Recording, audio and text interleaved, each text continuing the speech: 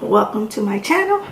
My name is Bernetta and I am the Bougie Cheapskate. Today we are going to discuss, or I'm going to share, my debt story so that I can begin the process for my debt-free story. But honestly, I don't like debt. I've never liked debt. When I got my very first credit card, I was still in high school. I had a $500 limit. I was certain to pay it off at the end of every month. So when whatever I charged, when I got my statement, I paid it off immediately. As soon as I got my bill in the mail, I paid it immediately. And I continued like that for years. I went through college, did not take out student loans. I worked my way through. I went to school part-time. It took me forever to graduate, but I paid my way through. Did not want the student loan debt. And basically, me on my own, that's what I do. So how do I have any debt now? I married first time, and throughout that marriage, I still did not carry any debt. That particular husband and I, he had his credit card, I had my credit card, and he charged what he wanted. He paid on his, I paid on mine, so no debt. I continued to do the same sorts of things, did not carry any debt, paid cash for my babysitter, you know the way we divided up the bills, and I didn't carry any debt.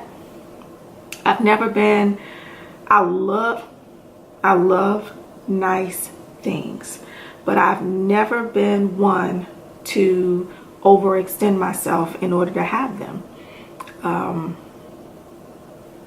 So if I couldn't afford it, I just couldn't afford it. I don't have that mindset of, oh, I worked, I deserve it. I deserve everything that I can afford. And I think that if more people thought like me, there'd be a whole lot less debt, okay? But I deserve everything I can afford. I probably, would look real good in things I can't afford, but anyway, I'm being silly. So my things that I like are houses, education for my children, private school, college, that type of stuff. Even with that, I'm still trying to find a way to do it without amassing a whole lot of debt. With myself going through college, paid my own way, worked, took the long road. For my kids, I really didn't want them to have to take 12 years to get an undergraduate degree by working part-time and going to school part-time and all that stuff, and taking breaks when you ain't had the money, that type of thing. Because by the time I finished, recession hit and all that jazz. So I wanted my kids to be able to get through school at the age that people expect people to graduate undergraduate school. And so with them, I utilized the financial aid system. So that brings me to husband number 2. So at the time that he and I married, I had my 2 children from my previous marriage. Golly, I'm all over the place. But anyway, let me go back to my first husband. When we divorced, I had no debt. We divorced. Long story short, I ended up losing my job and was living off my credit card for a little while. And I just wasn't able to get a position. I was being underpaid, but not underpaid. What do you want to call it? I wasn't earning to my maximum potential, so I was living on a lot less, and just to cover the difference, I was using my credit card. I amassed about $15,000 in debt. I got to a place I said, I can't do this, and moved back in with my mother, with my 2 kids. And it took me 3 years to pay off the $15,000, 2 additional years to save for a home, which is the home I live in now. So I was able to pay off debt, move into my current home debt free, and I remained debt free until I divorced my second husband. Now, with this particular husband, he didn't have his home credit card, so everything was pretty much being placed in my name. Big mistake, ladies. Don't do it, don't do it, don't do it, don't do it.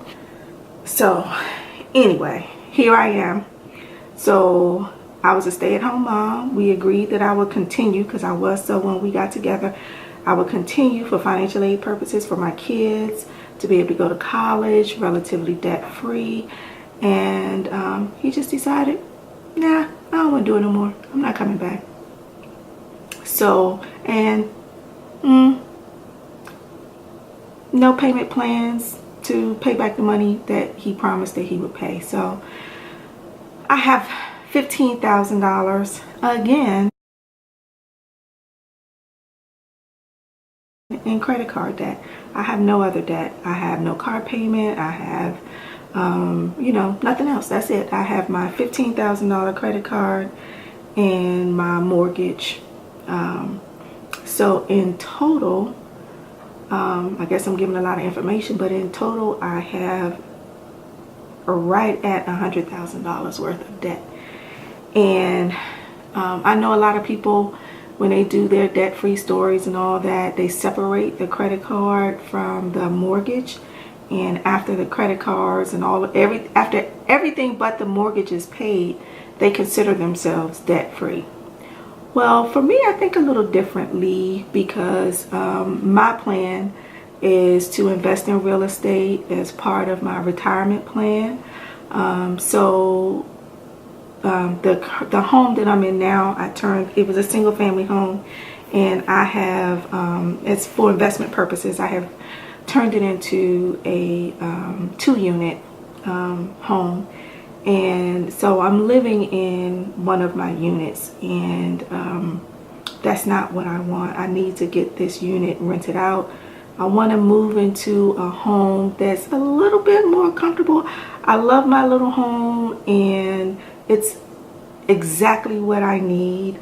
But there are some things that I want that I don't need, but I do want. And if I'm able to put myself in a position to acquire a home that, storage is an issue in this house. My house is over 60 years old, so storage is an issue. People just didn't have as much stuff as we do now. So I don't have a walk-in closet. I don't have a private bathroom, ensuite. I don't have a garage for storage. Those type of things are things that I would like to have. They would just make me feel a lot more comfortable in my home. I'm also anticipating my grandbabies. When I get them, I'm not in a rush, but when I get them, I want to have space for everyone. And right now, this is living a little bit like an apartment, because like I said, I turned my basement into a unit. So anyway, so I really want to get out of my investment so that this unit can start working for me. So that is the reason why I have included my mortgage along with the credit card debt. I'd like to just go through and pay them both off. When I get my next home, that's when I'll really think about, okay, that will be what I hope to be my forever home that I plan to be in, that I plan to retire in, grow old in, pass away in, all that good stuff. So I do want to pay this house off as if it's a regular debt. Now, how do I plan to do that? I will do another video discussing it, but basically I don't follow the Dave Ramsey approach. and there's nothing wrong with his approach, but I don't follow it because I don't care. I generally just don't carry enough debt to snowball. So one bill is not really a snowball. So pretty much what I've always done is more of what I heard someone refer to as the avalanche method. So once I pay all my bills for the month, any overages, any lump sums of money I come, I'm able to drum up, whether it be a yard sale or a tax return, or somebody bumped my car and they give me cash for it. I keep the dent, throw the throw the money onto the bill. So I will be utilizing the avalanche method for both the credit card and my current mortgage. And yeah, and then, well, I'll discuss all that in a future video. But that is the plan. Like I said, my debt story isn't very, it isn't, it's just one of those things. Like I said, oh, I did hear one person say her threshold for debt. Apparently, everyone has a threshold for debt. Meaning up to that point, you're kind of like, okay, this is normal. I'm not having anxiety. I'm not feeling, overwhelmed, or I'm not feeling guilty or shameful. This feels typical for me. Apparently, for me, it's not the cost of the home, because I've had some more expensive homes than the one that I live in now. And so mortgage debt doesn't really bother me. If I have a house that I like, that I'm not a big, now I try to get the best deal I can, but mortgage debt doesn't bother me. But my threshold for credit card debt seems to be about $15,000. That's when I start sweating. That's when I'm like checking the balance. Oh my goodness, it's not going down. Oh my goodness, what am I going to do? I need to transfer this card to a lower interest card. I need to do something. I need to blah, blah, blah. So $15,000 in credit card debt apparently is my threshold. Car payments, I love having a paid off car. I drive a 2003 Jeep Cherokee. I love that thing so much. I really do, because it's paid for. I will drive that vehicle until it blows up. And I'm very, very serious about that. I've driven cars before that, this one, until they blew up. And that suits me just fine. I don't have to be in the, I like a luxury vehicle. I've had a luxury vehicle once in my life, and I enjoy driving that thing. Oh, I loved it until it gave me some problems, and I realized that no matter what I did, it was going to cost me about $500. Oil change, $500. I was just like, what? Oh, no. It had to go. It had to go. But anyway, maybe one day I'll complete my debt-free story, and I'll be able to save so much money, because I'll have real estate investments, and I'll have properties, and I'll have all kinds of stuff, and just money coming from all kinds of passive. Oh, I love me some passive income. But I'll have money coming from all kinds of passive resources, and a luxury car, pay for it in cash, no interest. We all can dream. Anyway, like I said, this is my debt-free story. It's not a very interesting one. I did learn some lessons. Like I said, from the first husband, now I know I gotta keep me some savings. I gotta keep, I have to take care of me, whether I'm married or not. Make sure I have me some money on the side. Make sure, all of those good things. I think both husbands really taught me the same thing. Second husband has taught me definitely He need to have his own credit card. He need to have his own stuff. We need to separate some of the things. I mean, if we, some of personal debt needs to be separate. So that's a lesson learned going forward. It could be so much worse because I've heard some really horrible divorce stories as far as finances are concerned. Please subscribe to join the tribe.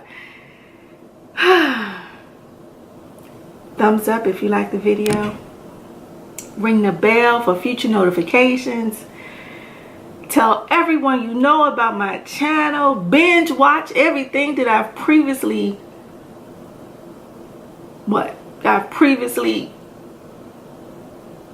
posted. There you go. Binge watch everything that I've previously posted. And until next time, be blessed. Thank you.